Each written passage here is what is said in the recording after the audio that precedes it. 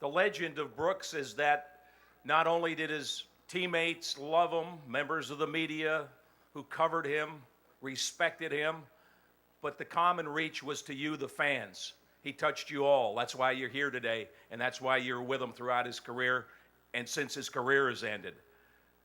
He's had an impact on a lot of us. Among them, a famous actor, a Baltimore native, and a diehard Baltimore sports fan. He has a long list of television and film credits. He can be seen weekly in the CBS television series, my wife's favorite show, The Good Wife. Please welcome Baltimore's Josh Charles.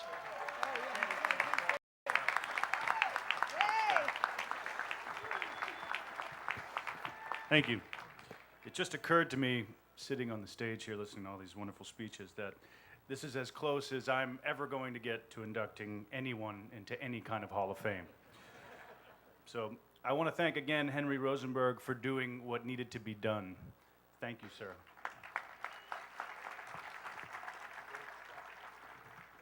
Good afternoon, everybody. I was invited here today to speak about Brooks on behalf of the baseball fans of Baltimore.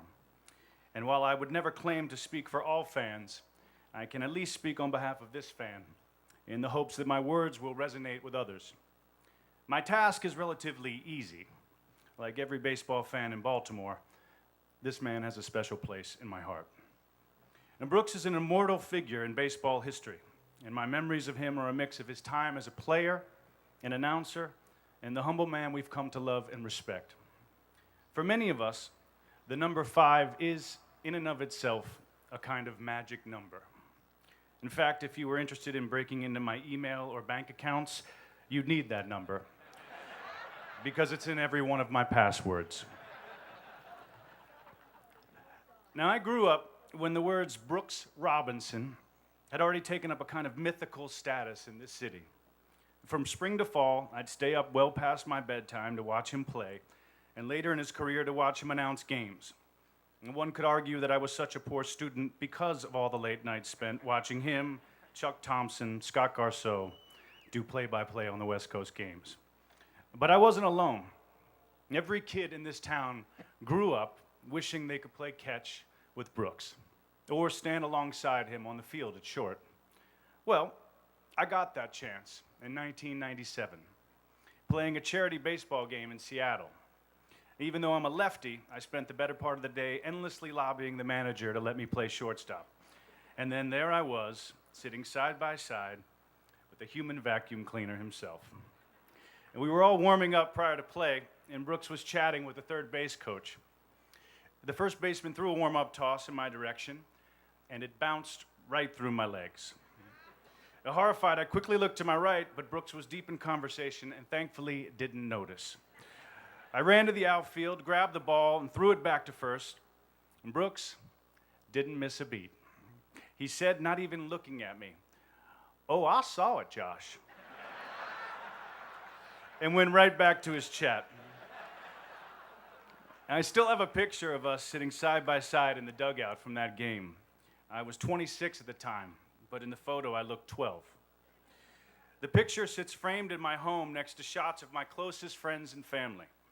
Hanging on the wall directly above it is the infamous photograph of Brooks immediately after winning the 1966 World Series.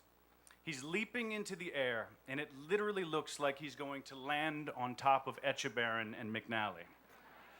I find the picture mesmerizing, and sometimes I just find myself staring at it, taking in every detail of that remarkable moment, wondering how it must feel to have all of your dreams come true while you're 10 feet in the air. If you've ever met Brooks Robinson, though, you know that he doesn't live his life 10 feet in the air. His feet are firmly planted on the ground. His greatest quality is that of character, and he has the ability to make people feel at ease. In standing with Brooks, he helps you to realize that legendary sports heroes aren't superheroes. Legendary sports figures aren't superheroes. They are real and deeply thoughtful human beings. And Brooks may very well be the greatest man to ever play third base, but he has never lost touch with his humanity and his humility. And Joe Falls from the Detroit News once wrote this of Brooks: "How many interviews, how many questions, how many times you approached him, and got only courtesy and decency in return. A true gentleman. I always had the idea he didn't know he was Brooks Robinson. And I couldn't agree more.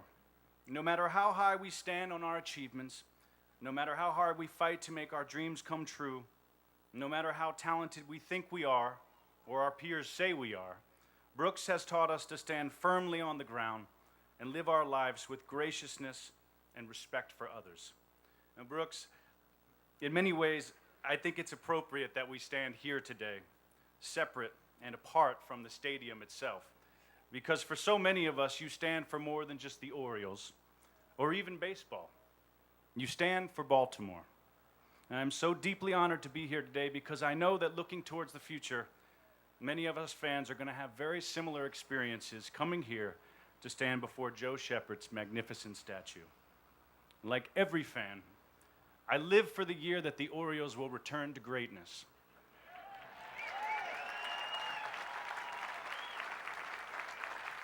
And I know that someday, when I have children, I will return to this very spot, and my children and I will stand here together.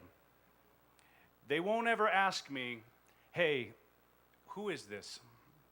Because like everyone in the city of Baltimore, they'll already know.